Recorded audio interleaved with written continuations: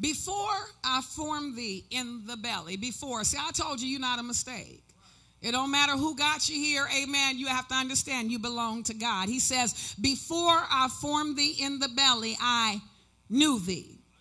And before thou camest forth out of the womb, I sanctified thee. That means to be set apart. It means to be handpicked or chosen. He says, I sanctify thee and I ordained thee. And because he was speaking directly to the prophet Jeremiah, he says, I ordained thee to be a prophet unto the nations. But you have to understand that just as God declared that he knew Jeremiah before he was formed in the belly, and that before he came forth from the womb that God had sanctified him, you have to understand that before you were in the belly and before you came forth from the womb, God knew you, and he also, ordained you. And you have to understand that the ordination of God is the manifestation of the plan of God for your life. When he created you for purpose.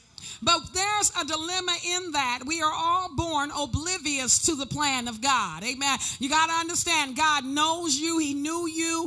Amen. You belong to him and he has a plan for your life. You have to understand you have an enemy that also has a plan for your life, because he knows that God has a plan for your life. And he's afraid because he knows that sooner or later you're going to step into the plan of God. And so he's trying to figure out how to take you out, or how to get you out of the will of God, so you won't fulfill the plan of God for your life. But I thank God for divine limits in advance. Now you got to understand something about that. When you look at the word, amen, foreknow or to predestinate, when you look at that word and it says to place a divine limit in advance, that means he puts a limit on me, but he puts a limit on the enemy. That means he puts a limit on everything that occurs in my life. Amen. He's already weighed it out, and he's already, evaluated whether or not it's something that's conducive to what he has planned for my life. And if he's not, he will not allow it to become my experience.